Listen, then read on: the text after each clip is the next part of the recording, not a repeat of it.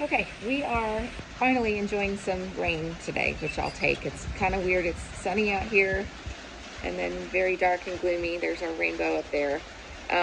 But I'm filming my Tool Tip Tuesday intro here, so bear with me. Farm Tip Tuesday is going to be two parts today.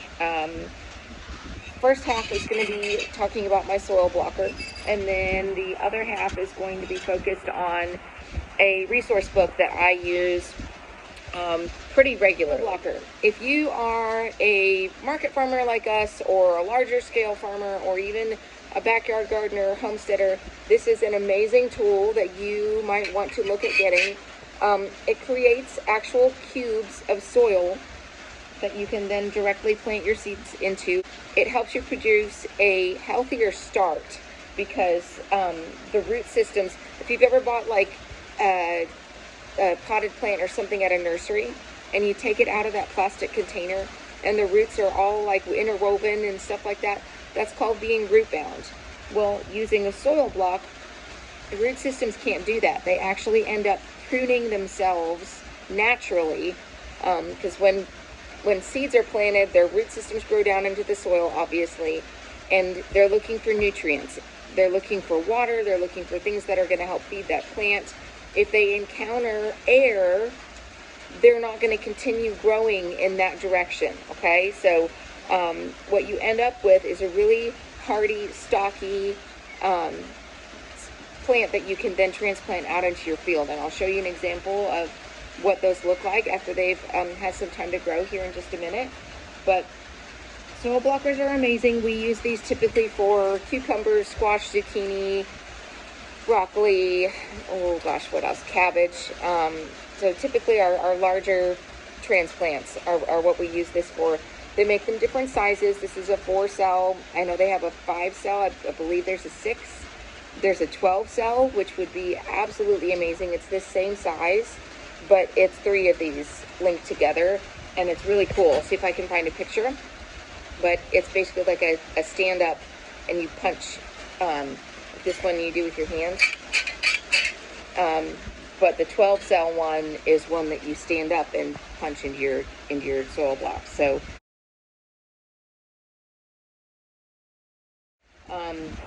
but yeah, we use that a lot. That's one of the first tools that we actually purchased for the farm when we first started out, and we were looking more at a homesteading role for our property here. I'm going to show you some video footage of me actually making soil blocks earlier this week for some of our fall starts. So you can kind of see it in action and see how it works. And I talk about some tips and things that have helped us improve on our soil blocking as we've learned. But yeah, so first part's going to be soil blocker. Second part is going to be a pest and bacterial fungal garden issue management book that I use. I've been doing this long enough where I can typically identify any issues that I know are going to happen in our location with our soil and the crops that we grow, but every now and then I'll get thrown for a loop with something new. So I do have a few pest, disease, soil issue books that I reference in those situations. So the one I'm sharing today is one on pest and disease management. It's amazing. If you are a backyard gardener or new to this and wanting to do the whole market farm thing, I absolutely recommend this one just to have in a pinch. So that's the second half of this, and I'm going to stop talking and let you guys just take a look at my tips and tools and stuff for the week. So enjoy. Again, Farm Tool Tuesday is trash or treasure. If it helps you, great. If you find it interesting, great. If it's not for you, that's okay. So hope you guys enjoy. Okay, so I mentioned soil moisture. You want your mix for this. See how all that water coming out? You want your mix to be wet enough so it will hold shape. See? But not so wet that it's soupy, okay? And you can kind of make adjustments as you're going through here. And you'll know if your soil blocker isn't holding its shape when you release the squares here in your transplant tray. You'll know that you need to make some adjustments. So here's my first go around here. Push down. Ta-da! You see how nice and uniform those are? Well, this one kind of stinks, but that's okay. Anyways, this is what we're looking for right here. And the moisture content in your potting mix or seed starting mix is really going to make a difference there. You can always add more water if you need to, which I may need to after looking at that one. And I'm just using the side of my tote here to make sure all that's really nice and compacted. Shake off the excess because I only have one hand. This goes back in here, push down, lift up, straight up. There we go. Okay.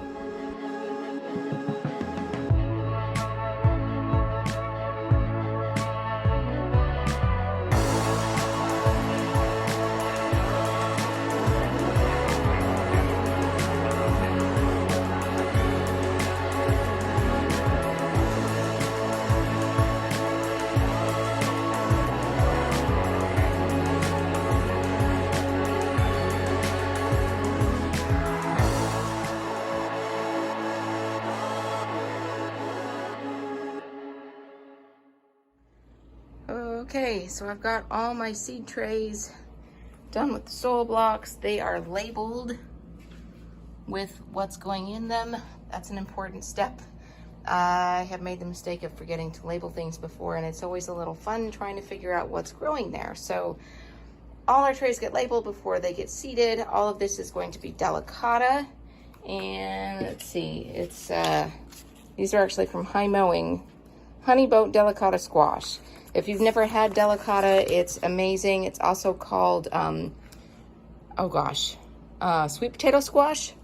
It's really sweet. The fruit skins are actually, like most squash, the skin is really tough. This skin on these is actually edible, which is kind of how it gets its name, delicata. It's very delicate squash. So, but yeah, that's what's going in here.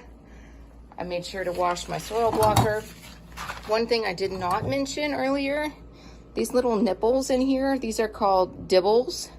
And their only job is to make these little holes in here. Those pieces can get worn down and occasionally do have to be replaced.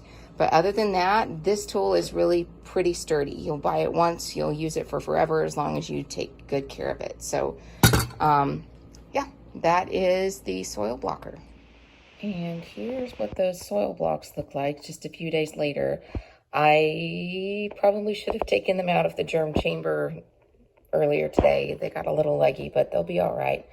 But you see, the root system is just perfect. And if I can get one of these guys out, let me see if I can. Yeah, I can. All right, look. You can see the root has completely grown down all the way to the base. These are going to continue to improve. Okay, so I'm pruning and working in the tomato tunnel and dealing with some things in there. And I'm starting to notice some spots on my leaves. Well, I know a lot of things, but I don't know all things, okay?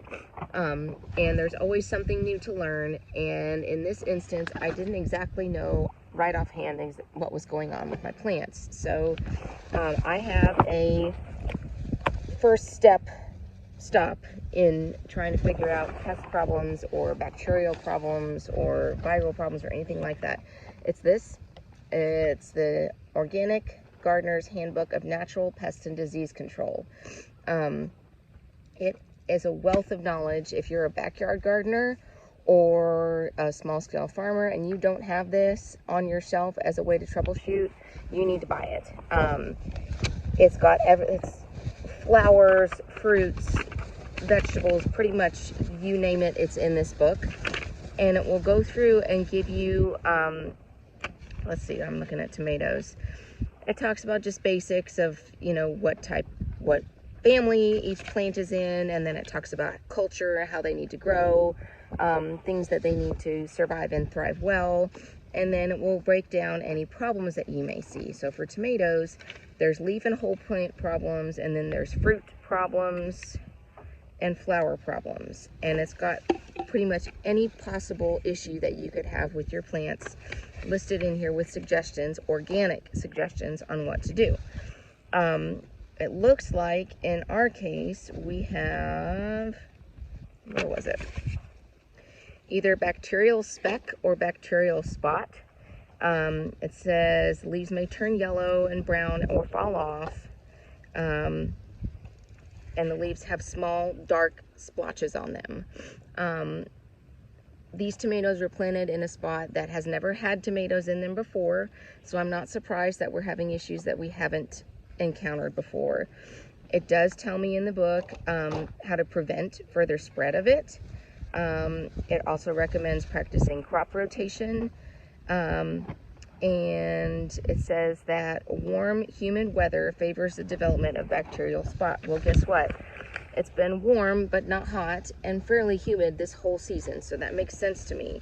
So, it says to remove and destroy severely infected plants. I don't have any that are severely infected, but I am going through, and any plant that has any sort of damage on it, I'm snipping that off. And then I'm going to use a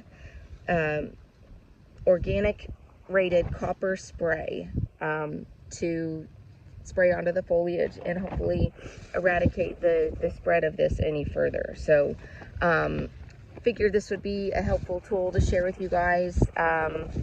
Once again, it's called the Organic Gardener's Handbook of Natural Pest and Disease Control. If I can figure out how to do it, I will put a link to this. I bought it on Amazon, but I'll put a link to this in the show notes down below. So like I said, if you're a backyard gardener or a small-scale farmer like us, this is a huge, amazing, wonderful resource. You need this on your shelf.